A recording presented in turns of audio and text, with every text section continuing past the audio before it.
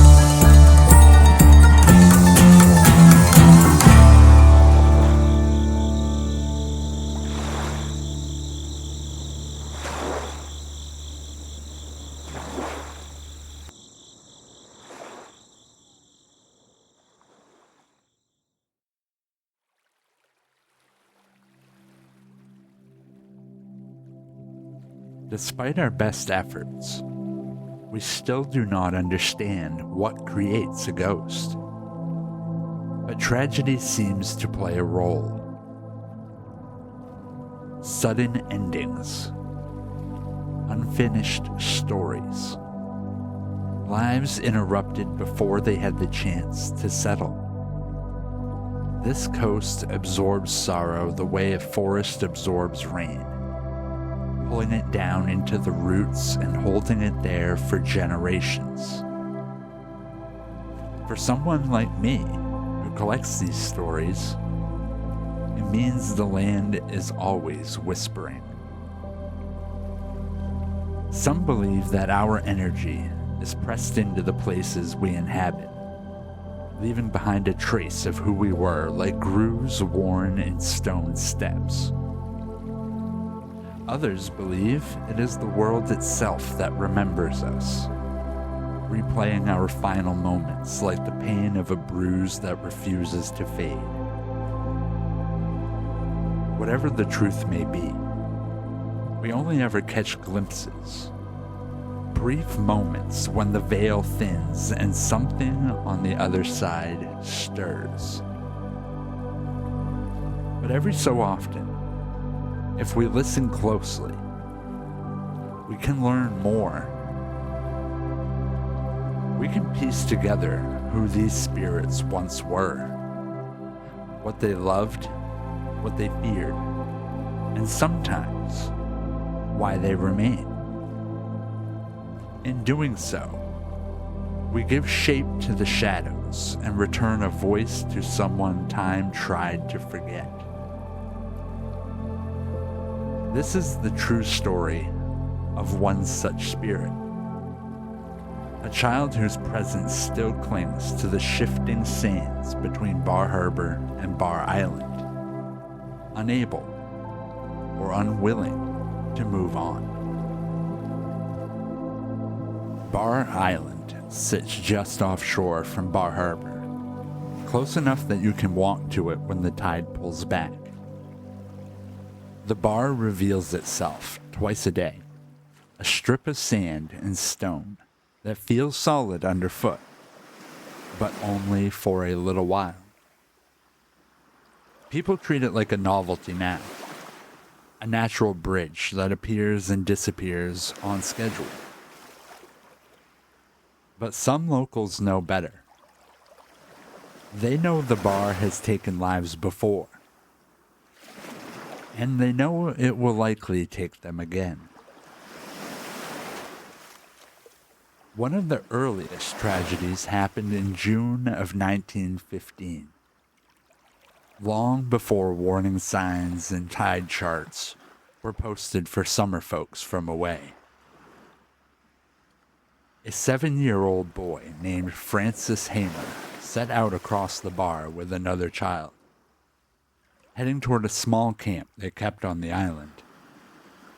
It was the kind of simple adventure children have always chased along the Maine coast. A walk across wet sand, a place to play, a world that felt safe because it was familiar. But the tide had not fully retreated that afternoon. A narrow channel of water still cut across the bar, shallow enough to tempt a child, deep enough to hide a sudden drop. Francis stepped onto the sandbar, and with the confidence of someone who has never known a sense of mortality, he set off across the stretch. His friend George hesitated, uneasy for reasons he couldn't explain, and turned back toward town. He waited for the tide to finish falling. He threw rocks. He wasted time. And later, when he finally crossed, Francis was nowhere to be found. George asked some other boys if they had seen his friend. They had not. The search began with confusion, then fear, and finally the kind of frantic desperation only a parent can understand. The chief of police set to asking the boys questions to try and find out what may have happened. A man in a rowboat circled the island.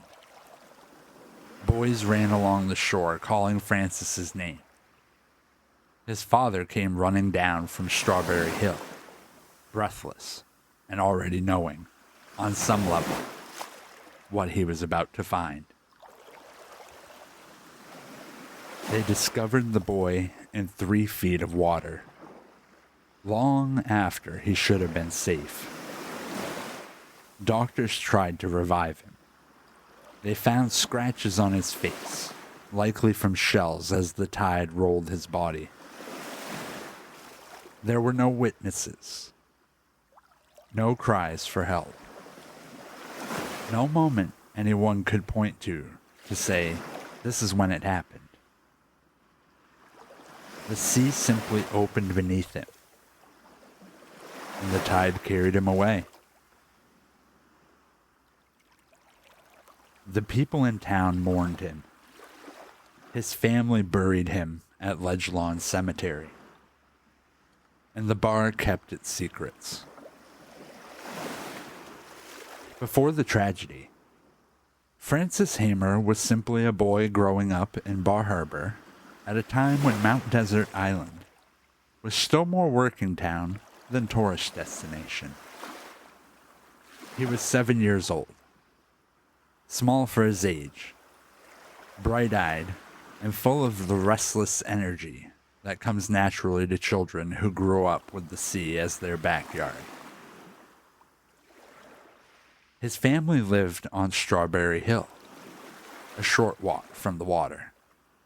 And like most local kids, he knew the tides the way other children know sidewalks and streetlights. Francis spent his days exploring the shoreline, collecting shells, and running the same tidal flats that generations of island children had crossed without fear. He had a friend with him that day, another young boy named George Landers. The two of them shared the kind of friendship that forms easily at that age. Uncomplicated, built on proximity, adventure, and the simple joy of having someone to roam with. They had a small camp on Bar Island, a place they had claimed as their own. It was likely nothing more than a lean-to of driftwood and branches. But to children, such places are kingdoms. It was where they played, where they imagined, where they felt brave. The bar between the island and the mainland was not a danger to them. It was a path, a promise. Francis was the kind of child who acted first. George was the kind who contemplated. That difference, that tiny divergence in instinct, would shape the rest of their lives. When Francis stepped into the shallow channel that still cut across the bar, he wasn't being reckless. He was doing what he had done many times before. He was a local boy who trusted the land he grew up on. He had no reason to believe the sea would betray him. George, meanwhile, turned back. An understandable decision, which likely haunted the boy for the rest of his days. The adults who searched for Francis that day were not strangers. They were neighbors, family friends, men who had watched him grow. The doctor who tried to save him was someone the family likely knew for decades. This was not a distant tragedy. It was a wound in a small community. A wound that never fully healed. Over the years, people began to speak of strange things on the flats. A child's voice carried on the fog. A small figure standing alone on the bar at dusk. A sudden chill running down the spine that makes travelers turn back before they understand why. Some say the island feels different when the tide is halfway out, as if the land itself is remembering the moment. There is a particular kind of haunting born from tragedy, one that does not rage or lash out, but lingers quietly in the places where life was interrupted. Bar Island holds that kind of haunting. It is not a ghost that seeks attention. It is a memory that refuses to fade. Twice a day, the sea reveals the path Francis tried to cross. And twice a day, it takes it back. In that rhythm, in that slow breathing of the tide, the story endures. This has been an Acadia After Dark production. Intro music is written and performed by local Maine folk punk legends Pine Tree Riot. Background music and sound effects are courtesy of Epidemic Sound. If you enjoy the show, then do me a favor. Hit that like button. If you happen to be listening on audio platforms, then leave us a rating, as it helps the show get into the ears of more listeners like you. Finally, if you would like to support what we do, then there's a few ways you can do so. First would be by lighting your lantern and joining us over on Patreon, where for less than the price of a cup of coffee, you get early access to ad-free episodes, digital extras, and other exclusive content only available to lantern holders. If you aren't comfortable with a monthly commitment, then you can always head on over to our merch store and grab yourself something nice. Visit AcadiaAfterDark.com for more horror from the dark places between the pines. Keep those lanterns lit and stay safe out there, hikers.